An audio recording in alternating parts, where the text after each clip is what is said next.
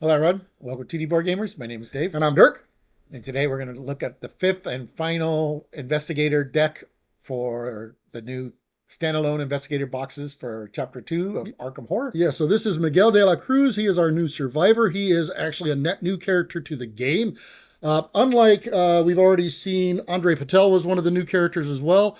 I don't think we've seen anything from Miguel hit the storyline so far. So I think I don't think so. his story altogether is completely new. He's a immigrant who's come to work at is it the slaughterhouse. Yeah, yeah, I think it's a slaughterhouse he's working at. yeah, the same place that Danielle's. Right. Yeah, I think it's Danielle. Something like that. Yeah, I don't know. We'll see. But yeah, yeah, but he's going to be an evergreen product. So, like all the new investigators in this wave and the investigators from the core set, all of those will be available through all of Chapter 2 if you are playing in the new environment setup. If you're playing anything else, then you can play with everything that you've already got if you are an existing player, so that you can still use your current cards. We're probably going to do a mix of both. I thought honestly, I had thought that we weren't going to play it, but we played a little bit of it, and I'm actually it's kind of nice. I mean, we do have a little more limited card pool, so we can't do some of the neat tricks. But I like some of the interesting things they've done.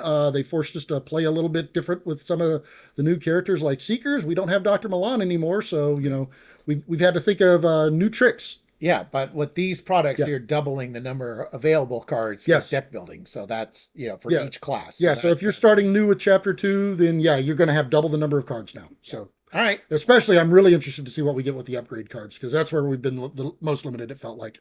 All right. Well, let's take a look at what All right, let's Miguel can see do. what Miguel's got for us. All Okay, right. so there we go.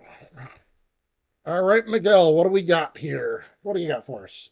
Okay, of course, we got the little cards. investigator card, All right.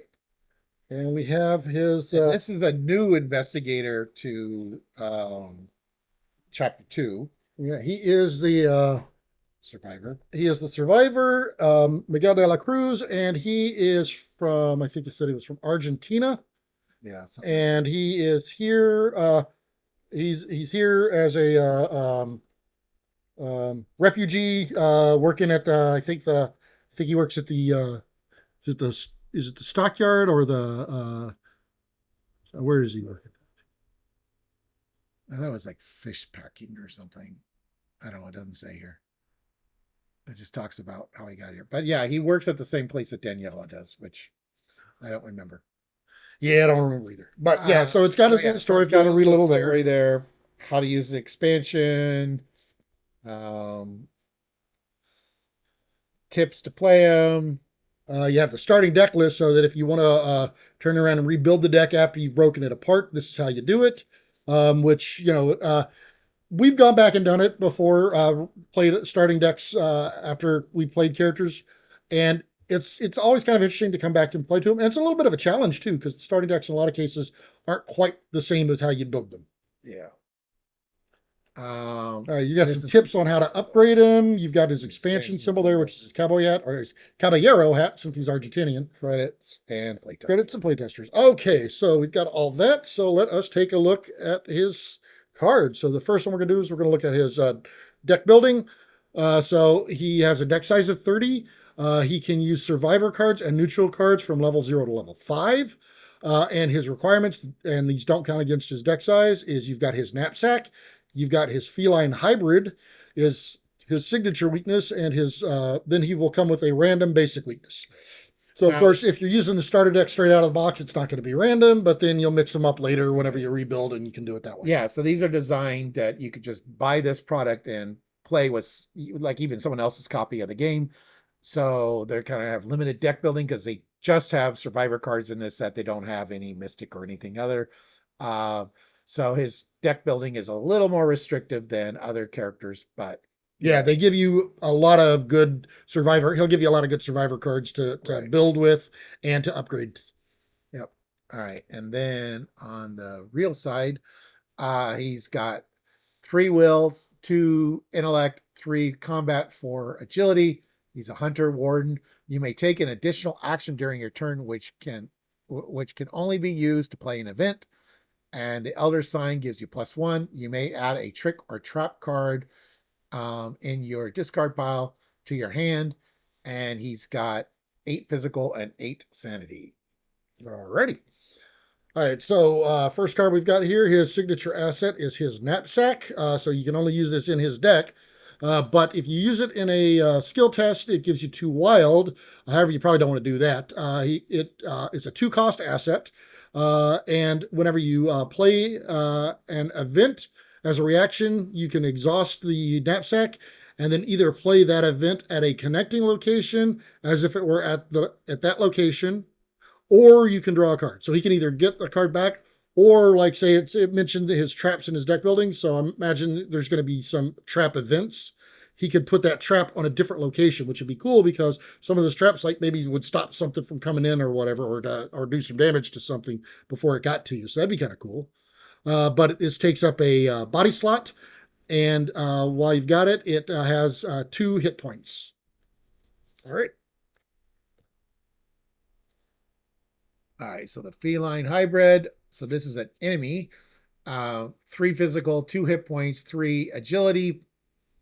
So the red is your difficulty to attack him, and the green is your difficulty to evade him. He is custom mutated, elusive, hunter, prey. Oh, I hate elusive. Miguel only. Feline hybrid is immune to player card effects. And if he hits you, he does 1 physical and 1 mental. All right. Okay, and then his random weakness is the Blood Drinker. So this is a basic weakness. It's a humanoid monster. It has 2 combat, 3 hit points, and 4 evasion. It's got the Hunter and Retaliate keywords. And as a forced action, after it attacks, it heals 1 damage. So, yeah, it may only have 3 hit points, but if you allow it to attack, it's going to heal. And he does 1 and 1. Oh, and 1 and 1, yes. All right, so one thing with this versus the starter decks is you've got 2 copies of pretty much every card, because you're allowed to have 2 copies of a card. So if you're only familiar with the core set starter cards, you saw that there was 1 copy because they got to use cards from 2 different classes. These guys only have the 1 class. So first of all, we got Daniel Jameson. He's an ally. He costs 3. He provides 1 agility if you put him in a skill check. Ally Hunter, you get +1 agility. And as a reaction, after you fail an attack or evasion, exhaust Daniel Jameson. Attempt that skill test again with +1 skill value. And provides 2 physical, 2 sanity, and takes up the ally slot. So a lot of times survivors have bonuses when they fail a skill check. Yeah, they fail up. Yeah. All right, then we've got a blurry hunting dog. So the hunting dog is a 2-cost asset. If you use him during a skill test, though, he's going to give you 1 combat. However, if you play him, then when he's in play, as a reaction, whenever an enemy enters play, you can exhaust him, move once toward that enemy's location. So it's anywhere that they enter play, you can move toward them, which could reveal a location on the way. Because I do believe you typically, and it doesn't say it, but you would move the shortest route, I would think. It doesn't say it on here though, but normally you gotta close the distance. I mean, if you have a choice, like if you're 4 spots away, you have to become 3 spots away if you can. You do have to move closer, but you could potentially select a path. Yeah, you could select a path. Yes, but the hunting dog has 1 physical and 1 mental slot, and he takes up an ally slot. Little basset hound. All right, so then we have a loner. Costs 2. Provides a will if it's in a skill check. It's a condition. Limit 1 per investigator. So you can have 2 in your deck, but you can only have 1 out. As a lightning action during your turn, you can exhaust loner to move to an empty connecting location. So empty would be no investigators, no monsters. Yeah. So yeah, that sounds like a loner too. Other people right here. Yeah, no, I'm out of here. Peace. All right, then we've got the old compass. So this is a 2-cost asset. If you use it during a skill test, it's going to give you an intellect. But if you play the tool, it'll cost you 2. And while it's in play, you can take an investigate action using your intellect. And the location gets -1 shroud for the investigation. And if it fails, you can exhaust it to attempt the skill test again, and takes up a hand slot. Okay. Then we got a pocket knife. Costs 2, provides an agility if it's in a skill check. Item tool, weapon melee, fight.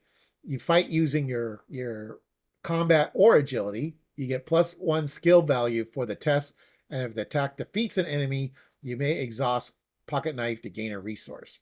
So you get a +1 hit, but you're only doing 1 damage. But if you can hit somebody who only has 1 hit point left and you hit it, then you're gaining a resource. Yeah, and So this is really nice. This is really good for like rogues. You know, if a rogue can splash survivor, this is a good card. yeah, but yeah, and the ability to choose your aspect, Your stat, your stat, yeah, that's pretty nice. All right, so this is a reprint from chapter 1. All right, it is the rabbit's foot. And this is a 1-cost asset. It provides a wild if you use it to skill test, but otherwise it's a charm item that takes up the item slot. And while it's in play, after you fail a skill test, you can exhaust it to draw a card. So you've got so many things that if you fail a skill test, you can do that to draw the card, and then you can turn around and redo the test with a lot of these cards. Yeah. It's the same old thing. It costs 2. It's provides intellect, condition, uses 5 supplies. If there are no supplies on same old thing, you discard it. You may spend supplies on same old thing as resources to pay for events played by any investigator at your location. That's pretty nice. Yeah. Especially since presumably he's going to have a bunch of events because he's talking about trap cards, so which we haven't gotten to yet, which we are starting the events. Oh, right. And speaking is of it a which, trap? It is a trap. This is the decoy trap. So I figured we'd have them. So this, if you spin it in a skill test, it's going to give you a combat, an agility, and a wild. But it's a 2-cost event. Otherwise, it's a trick trap. It's a fast action. You can attach it to your location, limit 1 trap per location. So this is why you could use his ability to, is it the ability? Elder Sign, isn't it? Oh, yeah, the Elder Sign. So if you get the Elder Sign, you could add this to a connecting location. Or no, wait. No, that's the Elder Sign adds it to your hand from your discard. Oh. No, it's to play an event. You can use his extra action to play it. Oh, okay. Would be. I thought there was something that allowed him to play it at a connecting location. Oh, that's his knapsack, right? Oh, snap. Yeah, maybe. When you play an event, exhaust the knapsack. Either play that event at a connecting location, as if it were at your. Yeah, you can use the knapsack to play this at a connecting location. That's what it is. Yeah. So after an enemy, as a reaction, after an enemy enters the attached location, you're going to exhaust the decoy trap. You're going to evade using either your intellect or your agility.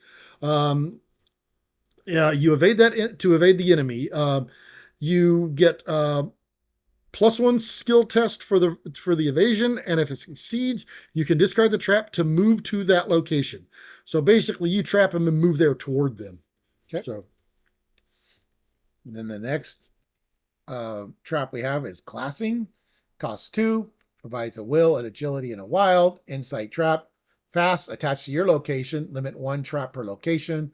As a reaction, after an enemy enters attached location, exhaust, glassing, investigate using books or agility. You get +1 skill value for this investigation. And if you succeed, you may discard glassing to discover 1 additional clue at this location. And you may trigger this ability from any location. So you don't have to be that. You don't have to be there. Oh yeah. To use the ability, you just have to be there. That is kind of cool. Yeah, you drop it and run, and then you get the clue later when somebody comes to snooping around. Right. That's kind of nice. Or 1 away if you use your knapsack, I guess. Yeah.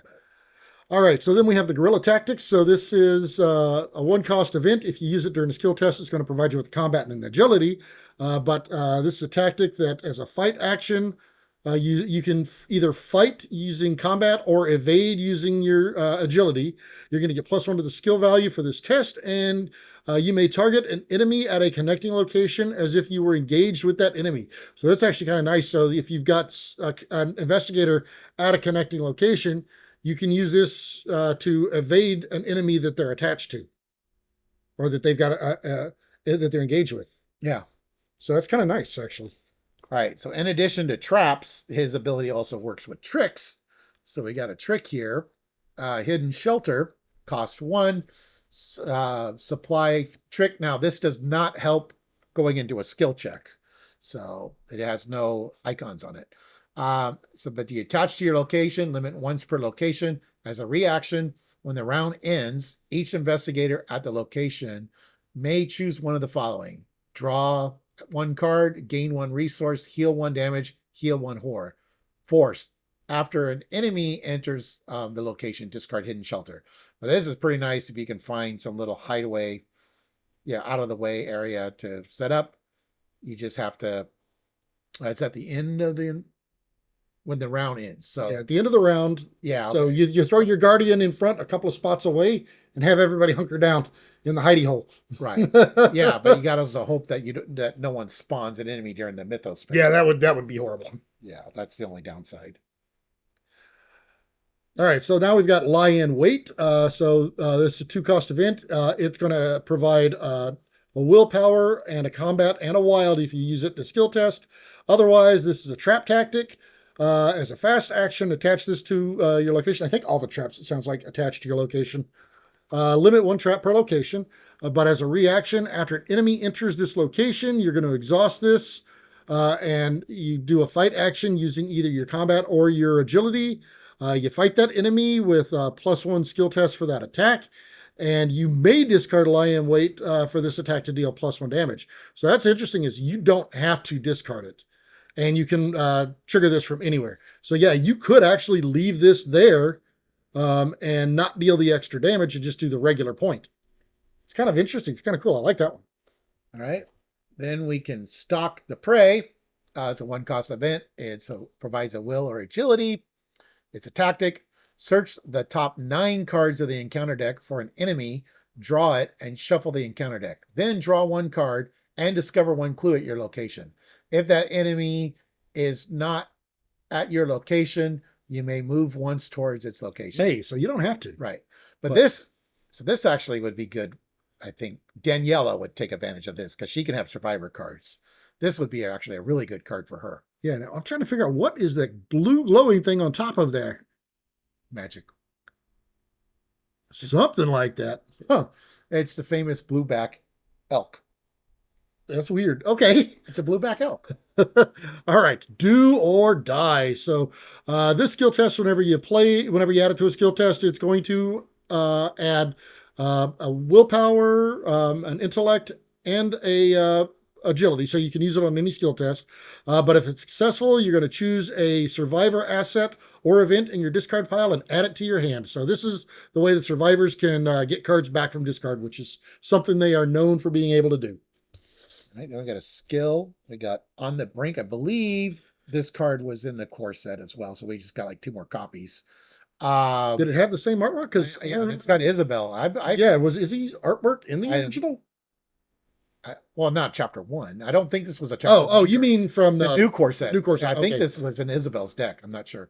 But On the Brink, wild, Gambit, desperate, max 1 committed per skill test. If this test fails, return each other card committed to this test to its owner's hand. Yeah, you're right. That sounds really familiar. Yeah, I haven't played Isabel, but I think I remember when we did the unboxing. I kind of vaguely remember this. Yeah, I'm pretty sure I remember that card. I remember the wording because I thought I liked it. All right, now one thing that Arkham has that Marvel Champions and Lord of the Rings does not have is that you could spend experience points to upgrade your decks. And so that's what the little white dot is. So this would cost 1 XP. You actually swap out a level 0 card for this card. You are restricted to 2 copies of a card. So if you have an upgraded card that you have 2 copies of the level 0, you would have to swap one of those out. But if you don't have a level 0 of the card you're upgrading, then you can swap any level 0 card out for it. So this is extra rations. Yeah, and the little dot up there, that tells you how many XP points it takes. That's what I said. Oh, did it? Okay. So it costs 1 XP. It's a wild. Item supply uses 4 supplies. If there are no supplies on extra rations, you discard it. As a lightning, spend 1 supply and exhaust extra rations. Heal 1 damage from your investigator or an ally asset you control. All right. Then we've got the field dressing. It's another blueback elk. Yeah, here it is. Huh. I think it's the same one. They've been infected by the arcane magic, I guess. Something. All right, so this is the upgrade costs 1 XP. If you put this into a skill test, it's going to give you a willpower, but it's a 2-cost event. It's a spirit event. It's a fast action, and you can play it after a creature or monster enemy at your location is defeated. It does not say you have to be the one to defeat him, so if you've got it's a good reason to hang around the Guardian. But you can heal up to 3 damage from among investigators and or ally assets at your location. And I love these that they've been adding to it. It allows you to spread that around so you don't have to wait for something to take massive amount of damage to be able to heal it. Now, this is one of Dirk's least favorite survivors or investigators from chapter 1. Silas. I've played several Silas decks. So I loved him. This is rough. It costs 1 XP. You put it, it's a combat and a wild, and it's innate. For every 2 damage on you, you get to round up. Rough gains an extra wild, and it's bouncers, fish people, monster. If it's got a pulse, you sure as hell can punch it. Yeah. No, I think I've played every version of Silas that came out, the alts for him and everything else. And I played him a few times. I loved him. I played around with different builds for him. He was fun. All right, then we have Canteen. So Canteen, this upgrade costs 2 XP. If you use it in a skill test, it gives you a willpower, but it is a 1-cost asset item, so it does take up an item slot. But it comes in with 3 supplies, and as a lightning action, you're going to spend a supply and exhaust it to heal 2 horror. Yeah. I don't know if I looked and saw that red liquid coming out of it. That actually cause horror to me. Well, no. So normally you would put water in a canteen, but here you decided to put a healing potion in. Yeah, because that looks more like blood. It's a D&D healing potion. Yeah, okay. All right, then we got Hunter's Instinct, costs 2 XP as well. It provides a combat, an agility, and a wild. It's a talent. Limit 1 per investigator. Uses 3 supplies, and as a reaction, after you engage an enemy, spend 1 supply and exhaust Hunter's Instinct. Add a level 0 to 2 event in your discard pile to your hand. So again, I think this would be a great card for Daniela. But, yeah. Oh, that is interesting. So it's yeah, I mean it does add a level 0 to 2, so it'll add up to its same, but you can't re-add some of the bigger stuff. But no, but you could do like an attack event or something, especially like a Guardian attack event or something. Yep. All right, so then now we have the upgraded Winchester Model 52. This upgrade costs you 2 XP. If you use it in a skill test, it's going to provide combat and agility, but it's a 3-cost firearm weapon asset that takes up 2 hand slots. It comes in with 2 ammo uses, and as an action, you can spend ammo to fight using your combat, and you're going to get +3 and deal +1 damage for the attack. Or as an action, you can discard it to fight, and you get +3 for the attack. If you succeed, you're going to automatically evade the targeted enemy. So yeah, you could use your 2 uses, and if you don't have a way to refill it, at that point in time, basically you're just slinging it. You're taking it and swinging it at somebody, and that kind of phases them a little bit so you can get away from them. Yeah, rifle whipping them instead of pistol whipping. Yeah. I don't remember the level 0 of that card. I don't remember. I don't know if that's a new card. I don't remember seeing a level 0 on it either, but I didn't want to say that. All right. There was a level 0 though. Guerrilla Tactics. So this is a level 2, cost 1. It provides a combat and agility and a wild. It's a tactic. Fight using strength or evade using agility. You get +2 skill value for the test, and you may target an enemy at a connecting location as if you were engaged with that enemy. And if you succeed, you deal 1 damage to that enemy, in addition to the standard damage that you would do if you did a fight. So, okay, that's pretty cool. All right, now we've got Respite. So this Respite. is... I think it's Respite. We'll look it up. I think it's Respite. But I don't know. Honestly, I don't know. But it provides 2 wild if you use it in a skill test. It costs 2 XP to upgrade to it, but it is a 1-cost spirit event. You can play it only if there are no enemies at your location, and you can choose up to 3 level 0 event and or skill cards in your discard pile and shuffle them into your deck, then draw a card. So what's interesting is it costs you XP to do this one, but you're only getting level 0 events and skill cards back.